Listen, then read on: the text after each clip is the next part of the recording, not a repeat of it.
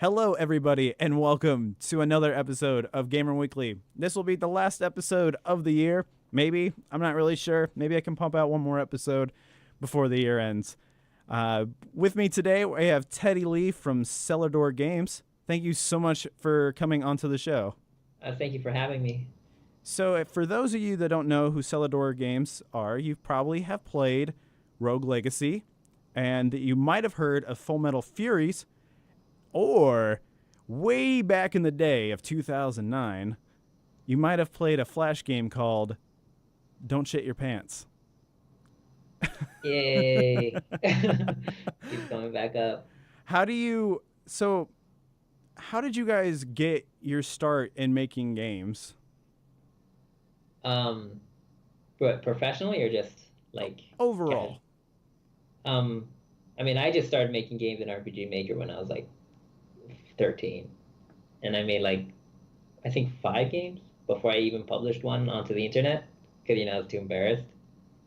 And then I just went into university trying to get into gaming. So I just went to like programming, but then that kind of bombed out. But I still somehow got a job at a kids company, and that's how I started professionally.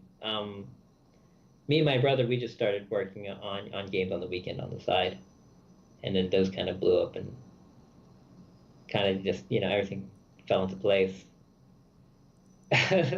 So, what inspired you guys to release Don't Shit Your Pants? Because I feel like it's a really interesting start of a game company. Oh yeah, I was working at a kids company and it was pretty boring. And I had a really long bus ride there every time, an hour and a half there and an hour and a half back. And I was just like, had a pen and paper, and I just had this idea for a stupid game, and I emailed it to my brother, who was also working at this really crappy job. And he said he like laughed out loud reading it, like actually laughed out loud. It was embarrassing, and he wanted to make it. And then he actually went home that day and then picked up programming. Like he learned how to code in AS2. He's really smart. He can pick up stuff pretty fast. And then we just churned that out over, I think, 2 weekends. And then when that did really well, we just started trying to make stuff on the side over and over again. Because after that game, you guys eventually then moved on to doing stuff for like uh, a little bit of stuff for the 360, and then doing like iPod games or iPad, iPod touch games, and then you eventually moved on to Rogue Legacy. And what was the mindset of going into Rogue Legacy? Um, Man, the mindset. It's hard to say because all those games you talk about was like a couple of years where we were doing these things, and all of the stuff except the Flash thing bombed, right? So we were already like doing full-time jobs in between and all those things. And I think, well, my brother quit his job because he was like super sick of it, and he wanted to. We always wanted to work together like full time, but it never panned out, right? Like, uh, I would quit a job and be like, okay, let's do it, but then suddenly a job offer came up for my brother, and so then he'd have to take it, right? Like just because it feels really bad being unemployed for like X duration, and then he quit that job because it's so horrible, and it just kept going back and forth. And then Rogue Legacy was more or less my brother just saying, let's make a game. I'm going to quit, and I'm not going to get another job until like we see this the whole way through. And then I found a job, and then it was just like it just kept.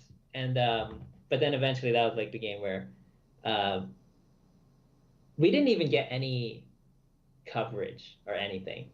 Um, my brother, and it was like a really bad, like it was in a really bad shape. But we both decided to just go in all in on it, and we were just super fortunate that it was. Although we did have a lot of savings because we've been saving up for 5 plus years, plus all of the side games we've made. Right, like we don't spend a lot of money, so we had a pretty big nest egg to fall on if it didn't do well. Which I would say is a lot more than what a lot of indie game developers, especially ones that I've had on the show previously, where people have said that if it was like a make or break thing, like if they didn't make this game, their entire life just crumbles. So it's good to hear that you guys actually had like a fail safe, like, okay, if this game does bad, we still have money and we can still live a normal life. Yeah, yeah. I mean, we've had a lot of financial troubles, right? Like growing up, so we're very frugal. We're still frugal now, right? It's not something that you can turn off. So I do feel for the people who go all in, but yeah, it does seem a little I don't know what the word is. I think it's uh, almost kind of like a, I guess like how stocks are, where it's bullish. You know, you put more money in than what you have, and you're expecting something to come out, and it's like, that's really risky behavior. yeah, yeah, yeah, yeah. And yeah, we'd never do that. And even like yeah, when we were making Rogue Legacy, we had I can't remember how much we had. I think we had 30 or $50,000 saved up between us. A huge chunk of that actually came from our Flash games, and we spent only like 15,000, I think. That's not including paying rent. That was just paying people, right? So we were just every second of the day we were doing stuff to save money, right? So like artists would give us things, and then we'd do our own color tinting, or we'd do our own like cropping of certain assets or reusing of assets and so forth, right? So it's just a lot of manual labor on our end. So, what game were you wanting? Like, was Rogue Legacy something different in your mind at the beginning and turned out differently, or was it always like you guys wanted to make a retro style Metroidvania kind of game? Oh no, we were actually making Dark Souls, a 2D Dark Souls at the start, and we changed it into a roguelike because we hit that bottleneck of art. It was like going to be way more expensive than we thought in order to create all the custom art that the game needed. So the procedural generation actually came up as a way to bottleneck to fix that bottleneck. And then when that happened, it was just kind of we're like, okay, well, if we're gonna make a roguelike, uh, what are we gonna do? Because I don't actually like roguelikes. I'm not a big fan of them in general. So then we're like, well, the first thing we wanted was like permanency, and then just the way we make games. And we said we weren't gonna do it for our next game, which was we make a game without any plan. We're just like our the plan. The furthest we go with a plan is this is a genre, and then we just start making it, and we just kind of go, yeah, well, we'll get the answers down the road. And yeah, for that one, it was just like, oh shoot, we can't make our Dark Souls, so in comes roguelike mechanics. Well, we want permanency, so then in comes permanency, and then well, what does permanency cause? And then we're like, well, you need to have like change, and we have to upfront the change, which led to the trade system, which led to the lineage system, and it just kind of keeps steamrolling this way. Uh, Because yeah, so, yeah, because when I played Rogue Legacy, I did like the fact that while it was a roguelike game, there were still some things that you were able to obtain over time. So if you were doing really bad, you were at least accumulating currency to get upgrades and stuff. Like, okay, cool, I did terrible, but I have a lot of gold now, so I can buy this piece of the castle and unlock this thing. So I appreciated that since I was terrible at that game. thank you. Yeah, that was one of the things that we didn't like about roguelike, so we tried to fix it, or not fix it, at least put our own twist on it. So that was ours. Do you feel any current games right now are doing really well with the roguelite aspects of games? Um, Commercially or just like my personal opinion critically. Personal opinion. Um, hmm, Trying to think. Not really, but I also don't play a lot of them, right? Like, and it also has to do a lot with personal taste, right? Like, it doesn't even have to just be like the core roguelike mechanic. If the mechanics themselves don't like interest me too much, then I won't really like it. For example, Binding of Isaac, which has sold like 27 trillion copies of the game, right? Wasn't something that I ever got into just because like it's just my personal opinion, but the core shooting system is simple enough that you can actually just beat the game without like falling down into a lot of those items, those item trappings, which is what 90% of the game is. Which is why I don't like. I'm not a fair assessment of these. Because I feel like with a lot of with roguelike games, it's for me at least personally, it's kind of like playing Tetris or something. You know, you play a little bit of it, you get really far, and then you lose, and you're like, I don't really want to play anymore now. And then you go back to it months later, like, okay, I'm going to try to see if I can get even farther. It took me years, sadly, to get to the end of Binding of Isaac, and I only beat it once. And they're like, "Oh, this game has thousands of hours," and I'm like, "No, no, no, no, no, it does not. Not for me. I don't want to play a game for 1,000 hours." Yeah, I don't want to play a game for 1,000 hours either. That's why we put endings to our games. There's so many games out there that you can be playing, but yeah, we like to cap our things. But yeah, for Binding of Isaac, I think I beat it. I beat it on my third try. I don't know. Don't tell me that. That makes me feel worse. I couldn't beat it until I got it for the Switch, and they're like, "Oh, this is the remastered edition." I'm like, "Oh, cool. Maybe I can beat it." And then I did, and I'm like, "Wow, maybe I just need it to play on a controller." Apparently, who knew? Uh, Oh yeah, I play it all on controllers. It's one of the best investments. so when you guys released Rogue Legacy, did you guys notice a spike in interest when it came out, or was it more of like a gradual, or did it just kind of happen completely out of nowhere? It happened completely out of nowhere. Uh,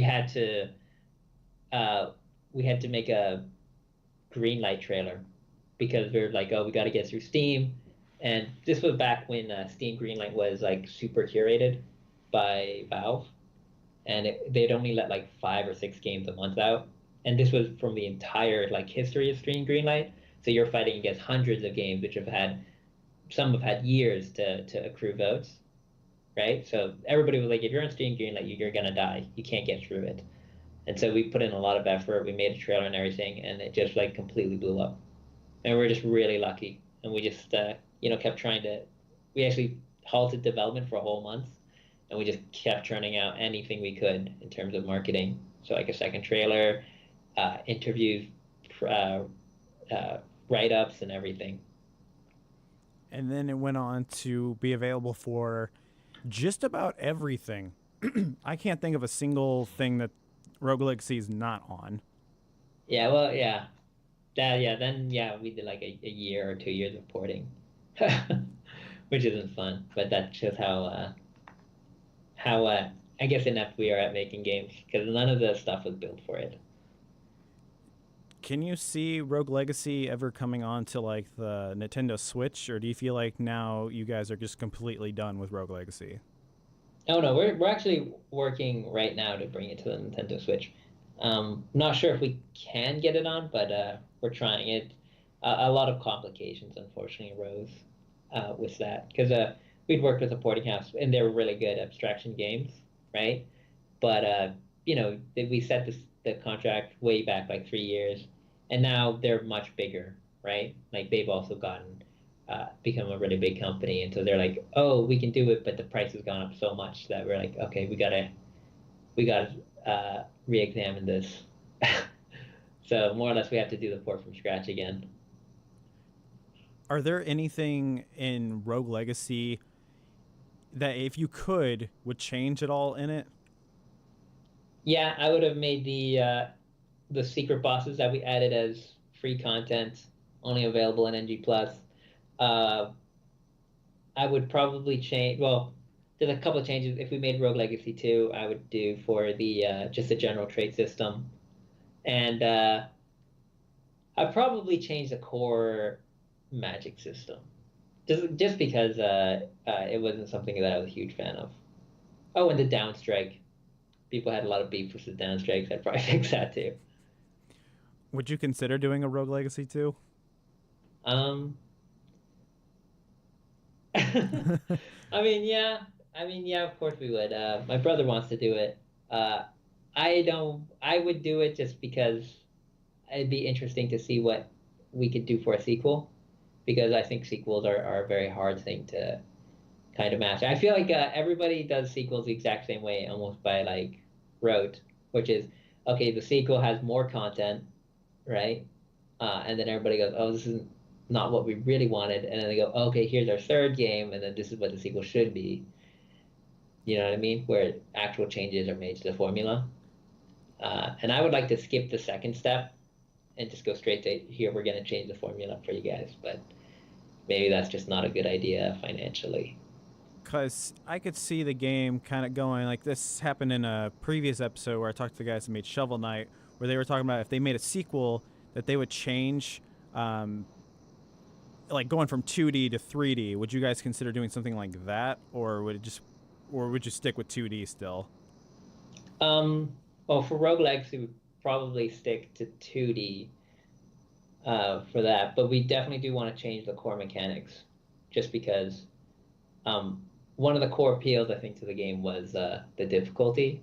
And you can't just add more to it because then the difficulty will either scale so far out of control that you have to beat Rogue Legacy 1 for it to be interesting. This is like the Dark Souls 2 problem. or you change it up enough that newcomers or veterans are still having a hard time because they have to grasp new systems.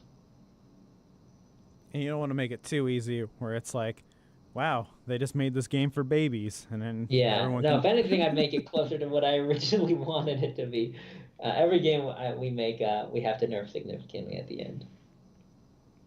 and then just put one random boss that is extremely difficult and just is completely impossible. Yeah, always. Always have an impossible boss. No, no, no. So you guys are currently working on Full Metal Furies, and I'm so glad I didn't say furries because I was worried about that the whole Oh, time. you should have said it. Whatever. Yeah, yeah, we've been working on it. It's going to be 4 years now. Well, 4 years when it releases. So it's a long time. Almost three times longer than Rogue Legacy. So for those that don't know what Full Metal Furies is, like, how would you describe the game? Man, well, we originally were making a brawler, but honestly, it's so far from a brawler. We actually like bought some brawlers over the Steam winter sale, and I'd actually say our game plays more like if it was a MOBA, if you would, like a single player MOBA. Well, not a single player MOBA, but like a PvE MOBA, in the sense that your characters have all these abilities and they go on cooldown, and you don't spam your attacks. Sorry, that's just the combat. It's a very big game. I don't think people are gonna understand how big it is until they actually play it. There's like a lot that we haven't shown for it, but if I were to just say anything, I'd say it's an action RPG for 1 to 4 players. And if you play it 1 player, it's a different game than if you play it 2 to 4, or a different experience, I should say. That makes Are you guys sense. are you guys going to be doing online for that, or is it just going to be sitting like couch co-op? It's online. It's online. It's online, and it's couch co-op, and you can mix it too. So you could have 2 people on a couch playing against 2 other people on a couch. So it's more or less everything, and that took forever, and it and it was the worst experience I've ever had, and I'll probably never do it again.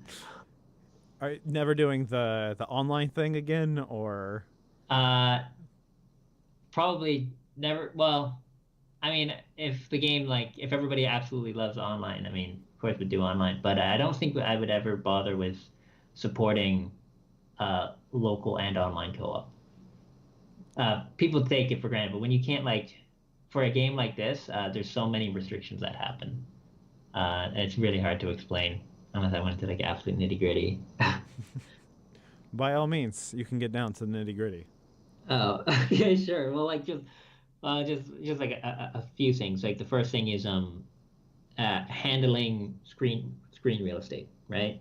Because we're now relegating ourselves to one quarter of the screen. Our game has a full upgrade system, a full equipment system. It's a absolutely complete RPG experience, right? And you're fitting all of this information into 960 by 540 resolution. Like that's our default resolution. That's what we draw things up because it's pixel. And then we have to split that into a quarter segments just because that's how it works. And then when you split that into quarter segments, you also have to make everything uh, flexible, if that makes sense. so that if you're like in the equipment screen and somebody's in their upgrade screen or somebody else just doesn't want to be in any of those things, that has to work both local and online. So there's a million design decisions that are being made and a million iterations that are being shot in the dark because we didn't do the networking. We don't know how to do networking. We tried to learn it and we couldn't. It was so far beyond us. So we actually hired a company, Blitworks, and they did an amazing job of more or less rewriting our code. And they did rewrite a lot of our code to get it to work online. But while we were making the game, it was like, okay, this is what could happen online. So we're going to be making all of these kind of like rules and restrictions and placements in order to support it. And it's a lot of work. But it's almost Uh, done. yeah, no, well, it is done, and it worked. And I'd say it worked out, and then, like everything was perfect. But no, a lot of things we still forgot we overlooked, and that they had we had to redo some things and work with them. But they were really great. They were really great. But it really helped us out. Were there any things for Full Metal Furies that you had to cut out last minute? Um, Not last minute, but we did have to cut out a lot, a huge amount of content. If anything, we've added extra content just because networking was like taking so long. It took way longer than we thought. I think it added a year and a half to development that we were actually able to add some things that we had cut and then bring it back in. Because I think a lot of people don't realize how long online development and all that stuff takes because it's a lot to deal with. It's not just simple like, oh, you just you copy the code in, you paste it in there. It's like there's so much work that goes into it. So I think a lot of people take online play for granted for what it is.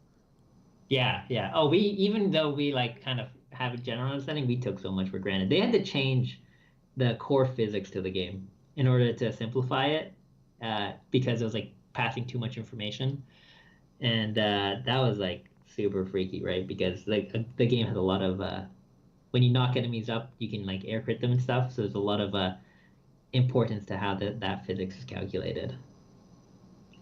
Because I think at one point there was a game that I played with a friend of mine. God, I think it was Castle Crashers. I love that game, but the online for it was not too stellar. There were times where we were in completely different parts of the world and didn't realize it because the game was so out of sync. So, Oh, I hope that doesn't happen with our game. and that, Yeah. yeah, when you get done, you're gonna be like, oh god, we got to check this, make sure that doesn't happen.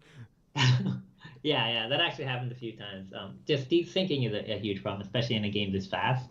But I don't know. We've play tested it for like 6 months straight, and it's actually in a really good state right now. I hope it's in a really good state. I mean, it feels good. It feels really good, and we can barely tell the difference between online and off. But you never know, right? Like maybe it comes out, and then all of a sudden everybody with this type of router doesn't work. Well, I hope it doesn't happen. Or they're like, the game is just okay. I feel like that would be the worst thing to hear.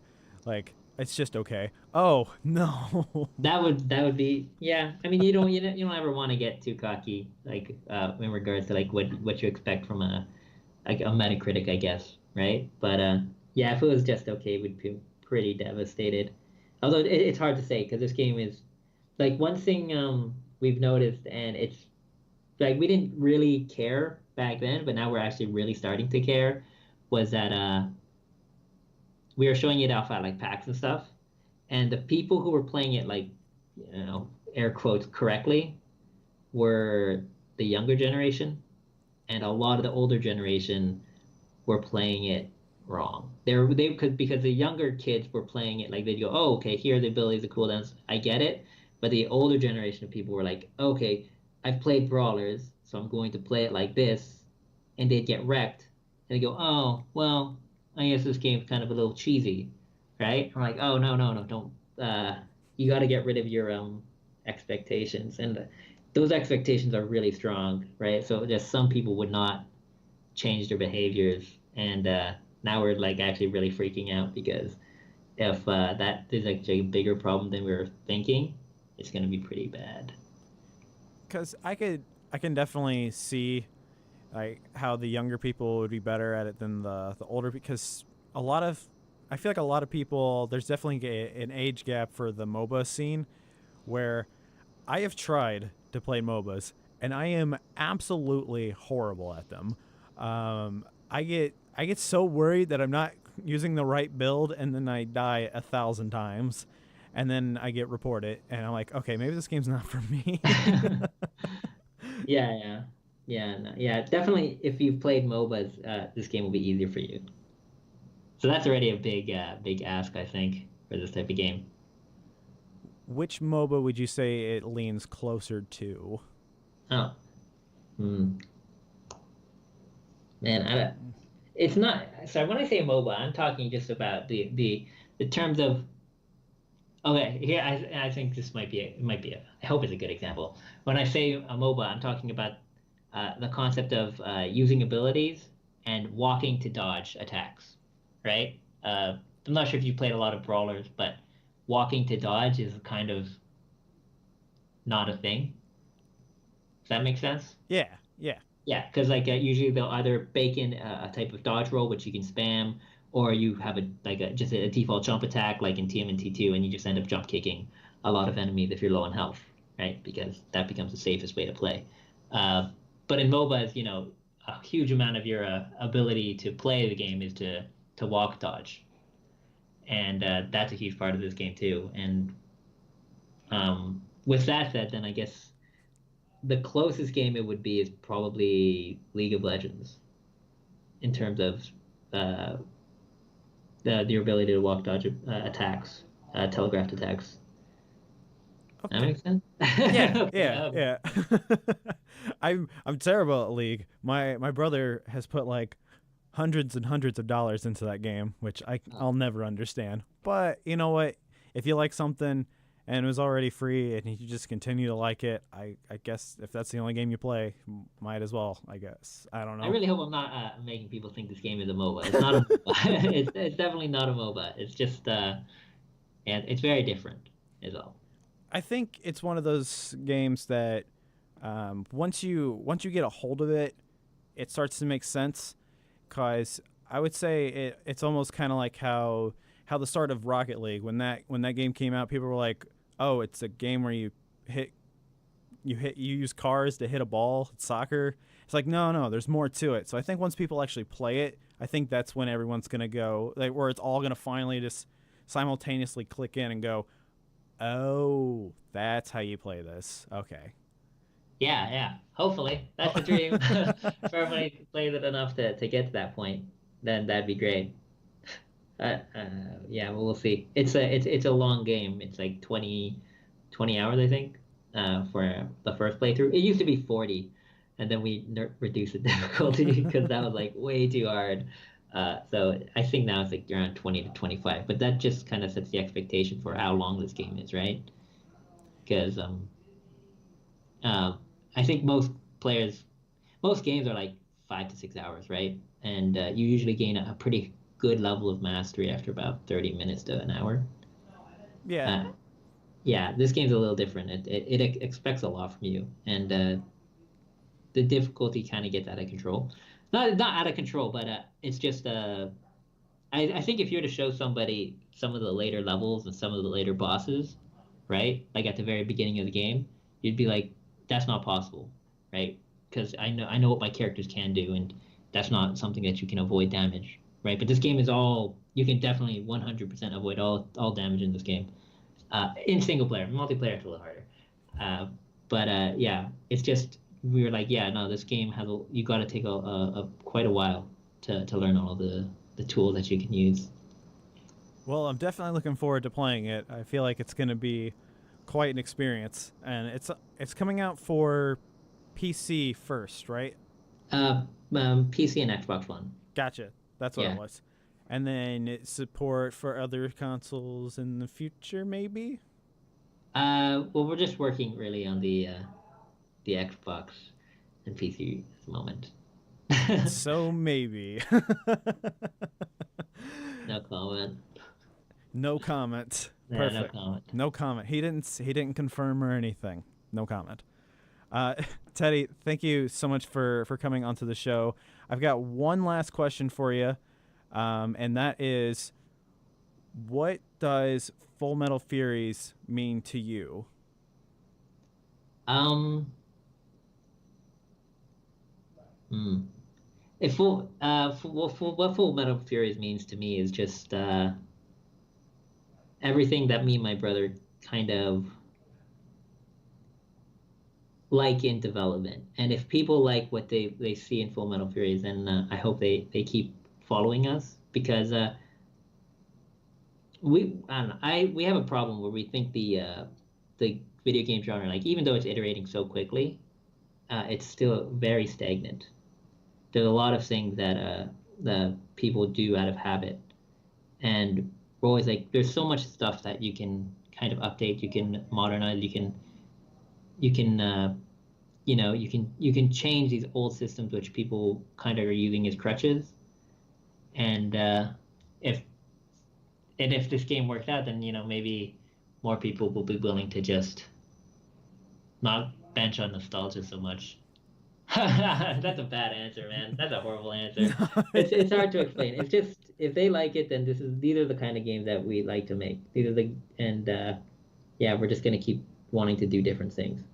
Even if it doesn't look different, man, it's different. It's so hard to explain. Hey, that was also a bad example. Sorry. Making a game that's hard to explain is already a bad idea.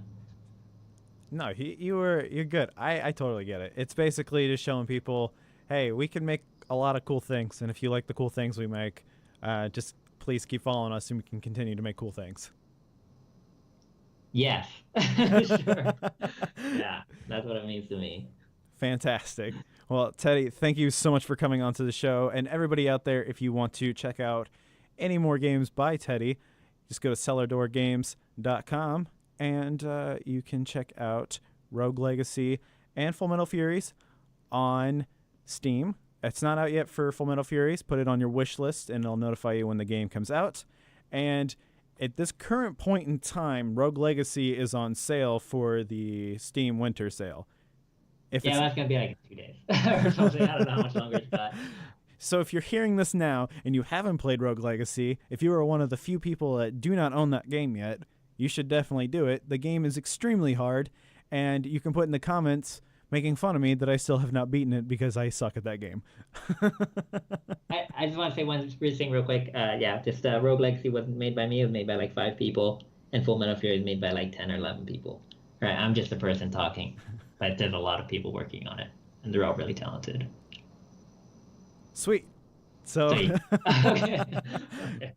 of course, thank you to your team for making these games. They're awesome. I had a friend of mine even comments on the tweet that I sent to you guys saying that it's one of his favorite games. So it's a great game. We love talking about it. He loves making fun of me that I can't beat the game. So thank you so much for all what you guys did for it. And I'm really looking forward to Full Metal Furies, and everyone out there should check it out as well. And also kind of do some self-promoting myself. If you enjoyed this episode, check out the other episodes. We talked to a lot of cool people, and if you liked it, you can also share it, or you could not. I mean, it's your life, If you want to support us, that'd be cool as well. So, Teddy, thank you again so much for coming onto the show, and everybody out there, have a Happy New Year, and I look forward to showing more stuff off for 2018. Who knows what we're gonna do? I have no idea. Goodbye, everybody.